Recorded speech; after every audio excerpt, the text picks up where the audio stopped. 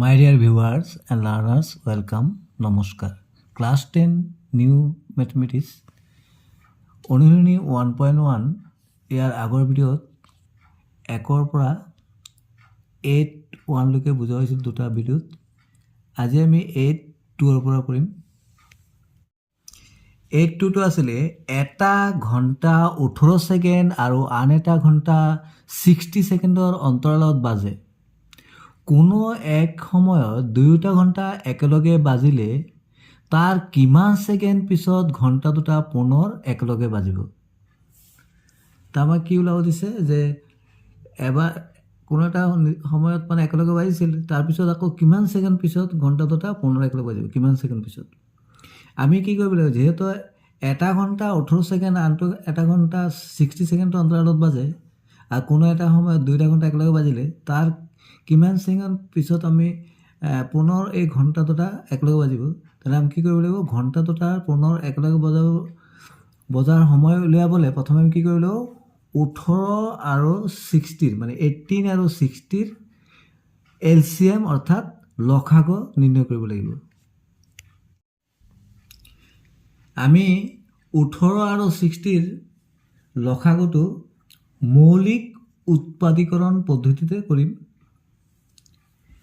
তো প্ৰথমে আছে 18টো আমি যদি কৰি লওঁ কিমান পাম, 2 দি যাব 9 2 18, 3 2 9 আৰু 60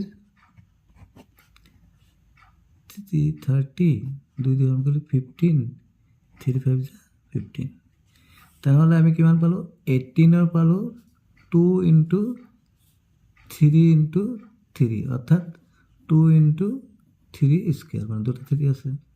আর 60 পালো 2 × 2 × 3 × 5 অর্থাৎ 2 স্কোয়ার × 3 × 5। আমি লসাগু কিদৰে লওঁ, লসাগু উলিয়াবলৈ কি কৰিব, এই যে সংখ্যা দুটাত থকা প্ৰতিটো মৌলিক উৎপাদকৰ বৃহত্তম ঘাতৰ গুণফল, গুণফল উলিয়াব লাগিব। আমি দেখিলোঁ লসাগু কিমান হ'ব, লসাগু মানে হ'ল LCM তো কিমান হ'ব, 2ৰ বৃহত্তম ঘাত থকা কোনটো আছে 2 স্কোয়াৰ মানে 2ৰ ঘাত কি আছে 2 আৰু 3ৰ দেখিলোঁ আমি উচ্চতম ঘাত কি আছে 2 আছে, তাৰমানে 3 স্কোয়াৰ। তাৰপিছত 5ৰ তো ইয়াৰ এটাই আছে তাৰমানে কি হ'ব 5ৰ এটাই আছে, তো 5টো ল'ব লাগিব।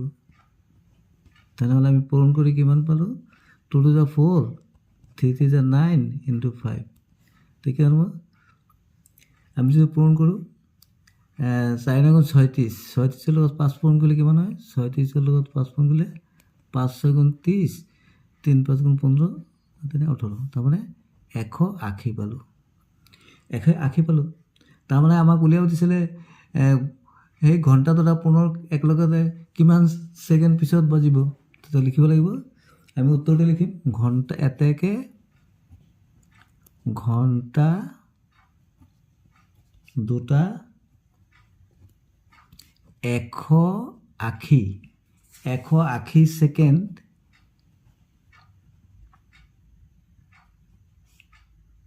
পিছত পুনৰ একেলগে বাজিব।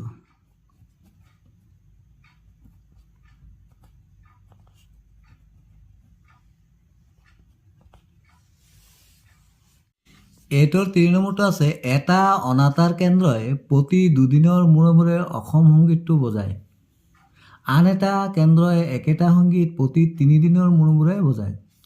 30 দিনৰ মুঠতে কিমানবাৰ দুয়োটা অনাতাঁৰ কেন্দ্ৰই একেটা দিনতেই সংগীতটো বজাব।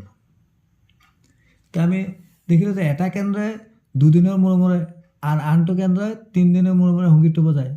গতিকে দুয়োটা কেন্দ্ৰই একেলগে বজাব লগা দিনটো কিদৰে উলিয়াম, আমি 2 আৰু 3ৰ লসাগু উলিয়াব লাগিব। তো 2 আৰু 3ৰ লসাগু উলিয়াব লাগিব। তো 2 আৰু 3 দুয়োটাই মৌলিক সংখ্যা, তেনেহ'লে 2 আৰু 3ৰ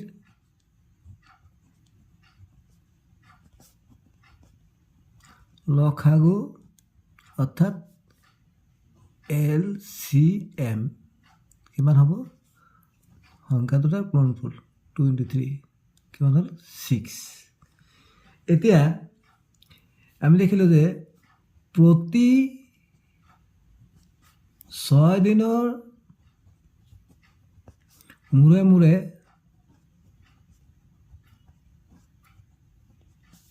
দুয়োটা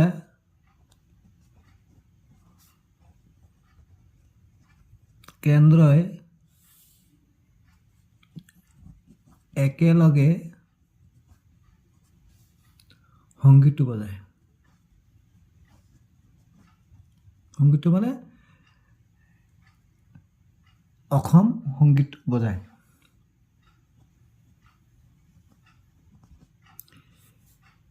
এতিয়া আমাক প্ৰশ্নত দিছিলে যে 30 দিনত মুঠতে কিমান বাৰ দুয়োটা অনাতাঁৰ কেন্দ্ৰ একেলগতে অসম সংগীতটো বজাব তেনেহ'লে মুঠ দিন কিমান আছে কিমান দিনত 30 দিন 30 দিন 30 days এতিয়া এতেকে 30 দিনত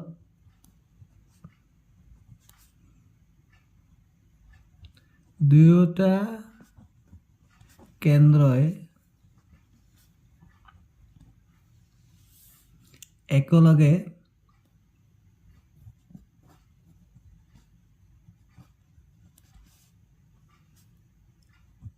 অসম সংগীতটো বজাব কিমান বজাব মানে আমি কি কৰিব লাগিব 30 days যিহেতু 30ক আমি 6ৰে কি কৰি দিম হৰণ কৰি দিম মই কটাকটি কৰি দিব পাৰোঁ 529 কিমান বাৰ বজাব 5 বাৰ এতেকে আমি লিখিব পাৰোঁ 30 দিনত মুঠতে 5 বাৰ দুয়োটা কেন্দ্ৰই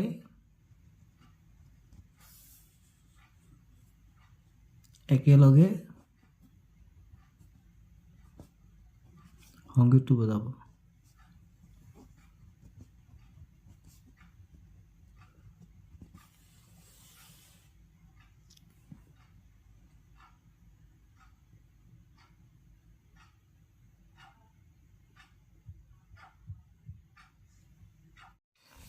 চাৰি নম্বৰটো আছে 616 সদস্যৰ এটা সৈন্যবাহিনীৰ গোটে 32জনীয়া এটা সেনাদলৰ পিছে পিছে কদম খোজকাঢ়ি যাবলগীয়া হ'ল দুয়োটা দলে একে সমান সংখ্যক স্তম্ভত কদম খোজ কাঢ়িবলগীয়া হ'ল তেওঁলোকে খোজ কাঢ়িবলগীয়া স্তম্ভৰ উচ্চতম সংখ্যা হ'ব কিমান হ'ব আমি যিহেতু ইয়াত 616 সদস্য আছিলে সেনাবাহিনী দল গোটেই 32জনীয়া সেনাদলটোৰ পিছে পিছে খোজকাঢ়ে তেনেহ'লে আমি কি কৰিব লাগিব 616 আৰু 32ৰ গসাগু উলিয়াব লাগিব তাৰ প্ৰথমে আমি 616 আৰু 32ৰ গসাগু উলিয়ালোঁ আমি মৌলিক উৎপাদকৰণ পদ্ধতিতে উলিয়াওঁ তো 616 কিমান হ'ব 2 3 দুগুণ 6 তো ইয়াত দুটা অংক একেলগে হ'লে ইয়াত শূন্য হ'ব 8 দুগুণ 16 2 গুণ 2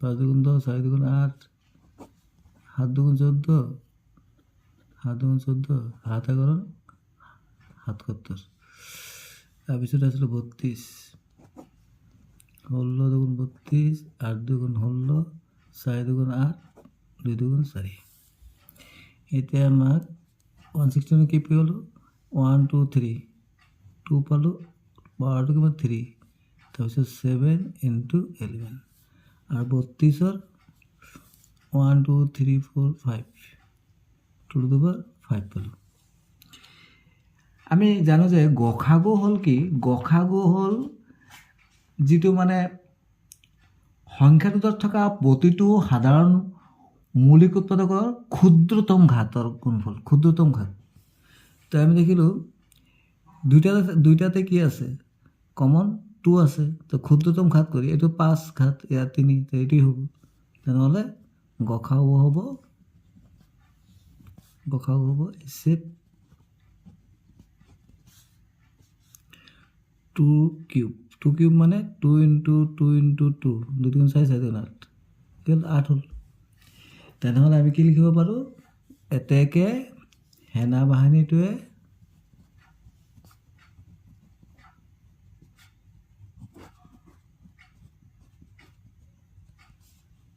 সৰ্বাধিক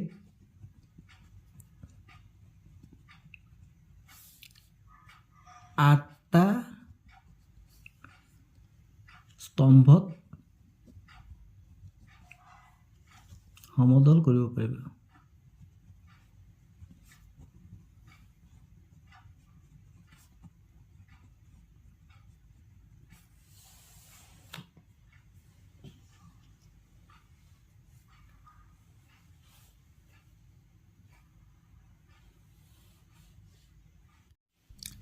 পাঁচ নম্বৰটো আছে, হিমাদ্ৰীয়ে 625টা ভাৰতীয় আৰু 325টা আন্তঃৰাষ্ট্ৰীয় ডাক টিকট সংগ্ৰহ কৰিলে।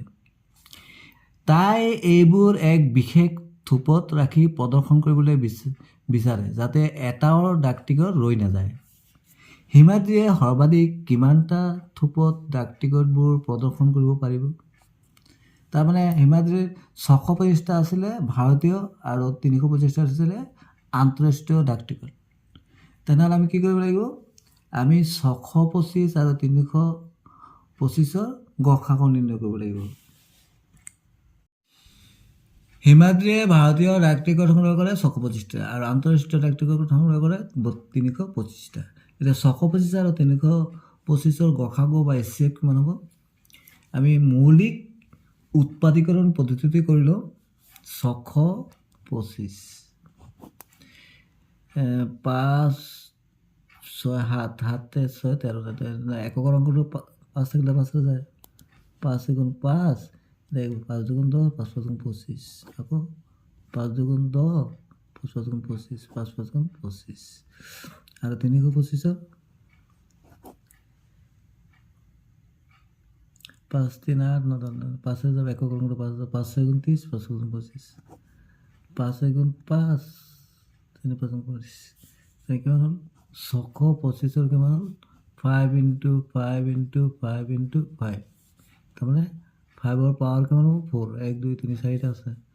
আৰু 325ৰ 5 × 5 × 13, তাৰমানে 5² × 13। তেনেহ'লে গসাগু কিমান হ'ব?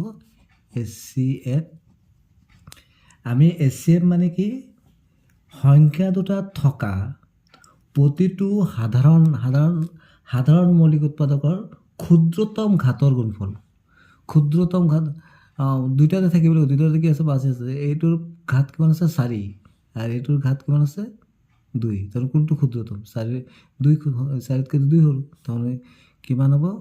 5², মানে 5 × 5, 5 5 × 25। তেনেহ'লে কি হ'ল আমাৰ উত্তৰটো? 25। তাৰমানে এতেকে হিমাদ্ৰীয়ে সৰ্বাধিক 25টা থোপত ডাক টিকটবোৰ প্ৰদৰ্শন কৰিব পাৰিব।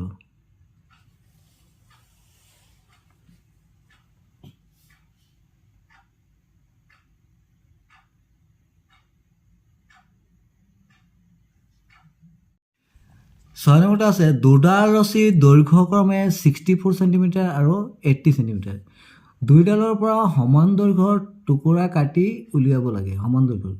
অকণো ৰৈ নোযোৱাকৈ দুয়োডাল ৰছীৰ পৰা কাটি উলিয়াব পৰা তেনে টুকুৰাৰ সৰ্বাধিক দৈৰ্ঘ্য কিমান হ'ব? তাৰমানে দুইডাল ৰছীৰ দৈৰ্ঘ্য এটা আছিলে 64 চেণ্টিমিটাৰ আৰু এটা আছিলে 80 চেণ্টিমিটাৰ। সেইবোৰৰ পৰা কোনো অংশ ৰৈ নোযোৱাকৈ সমান জোখৰ টুকুৰা কাটিবলৈ আমি কি কৰিব লাগিব? HCF অৰ্থাৎ গসাগু উলিয়াই ল'ব লাগিব। আমি এইটো একেটা মেথডতে কৰোঁ, মৌলিক উৎপাদীকৰণ পদ্ধতিত কৰিম। তেনেহ'লে প্ৰথমতে আছে 64ৰ উৎপাদকবোৰ হ'ল 3 × 6 2, 16 × 32, 8 × 16, 4 × 8, 2 × 4, আৰু এটা কিমান আছে? 80, 50 20 10 55 তো কিমান হ'ল 64 পালোঁ 1 2 3 4 5 6টা 1 2 3 4 5 6 তাৰমানে টু টু দি পাৱাৰ কিমান 6 80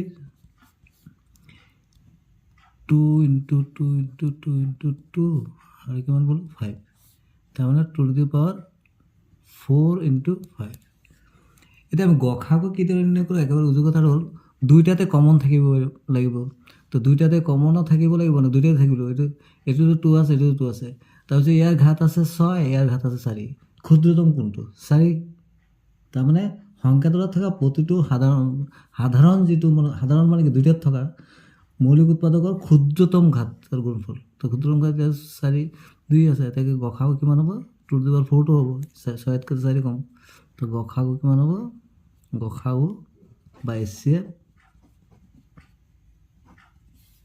2 to the power 4 মানে 2 into 2 into 2 into 2 2 দুগুণ 4 4 দুগুণ 8 8 দুগুণ 16 হ'ল এটাকে ৰছীৰ টুকুৰাৰ সৰ্বাধিক দৈৰ্ঘ্য হ'ব 16 সেন্টিমিটাৰ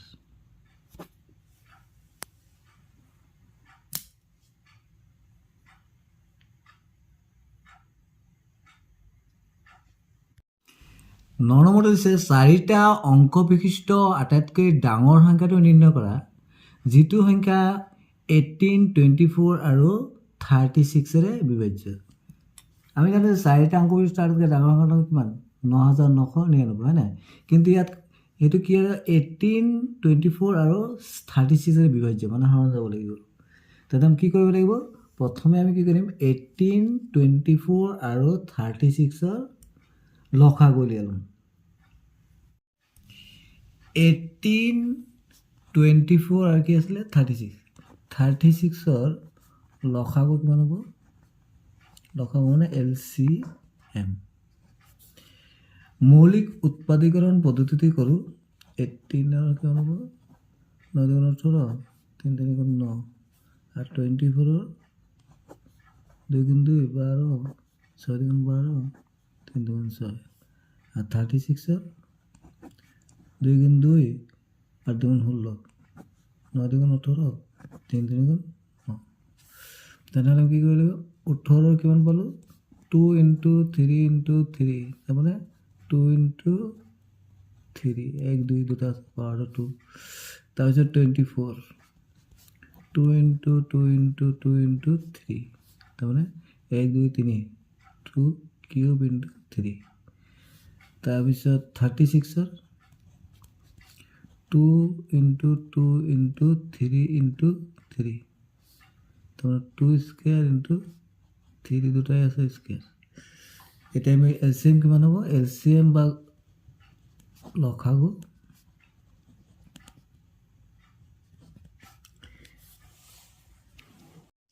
লসাগু মানে হ'ল এই যে সংখ্যাবিলাক দিছে তাত থকা প্ৰতিটো মৌলিক উৎপাদকৰ বৃহত্তম ঘাতৰ গুণফল বৃহত্তম ঘাত গসাগুত যেনেকৈ ক্ষুদ্ৰতম ঘাতৰ কমন থাকিবলৈ এটা বৃহত্তম ঘাত তো ইয়াত 2 দেখিলোঁ 2 ইয়াত 3 আছে ইয়াত এটা ইয়াত দুটা তেন্তে বৃহত্তম কোনটো 2 কিউবটো হ'ব তাৰপিছত কি আছে 3 ইয়াত স্কয়াৰ এৰ স্কয়াৰ তেনে এটোই বৃহত্তম 3 স্কয়াৰ আৰু কিবা থাকি গ'ল নেকি 2 আর 3 আছিল 2 আর 3 আছিল হৈ গ'ল তেনে কিমান হ'ব 2 কিউব মানে 2 into 2 into 2 মানে 3 বাৰ 2 পূৰণলৈকে 8 হয় আৰ 3 স্কয়াৰ মানে 3 into 3 3 3 যা 9 8 9 গুণ 72 72 পালোঁ এতিয়া আমি জানো যে 4টা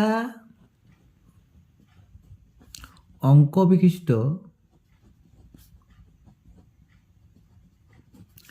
আটাইতকৈ ডাঙৰ সংখ্যাটো হ'ল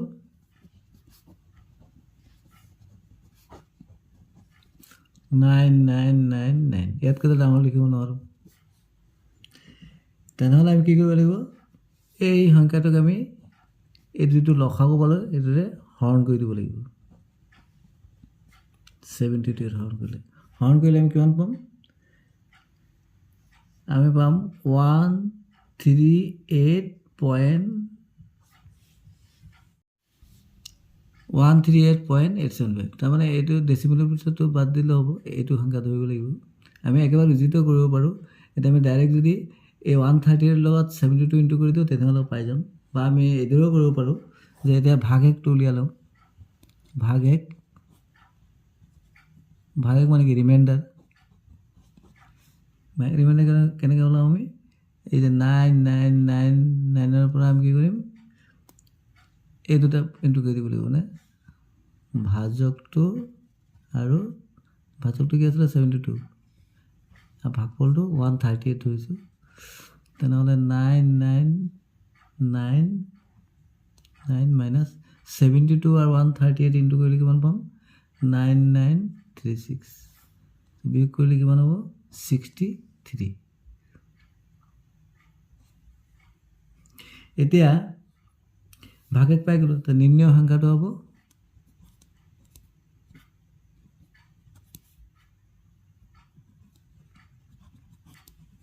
আমি ইজিতেও কৰিব পাৰিলোহেঁতেন এই দুটা ইনটু কৰিলে যিটো সেইটো এনচাৰটো এইটো আমি এটা ষ্টেপ বেছি কৰিলোঁ তেতিয়া কি হ'ব 9999 মাইনাছ ভাগ একটো মাইনাছ কৰি দিব লাগিব নহ'লেতো অৱশিষ্ট থাকি যাব তেনে কিমান পাম 9936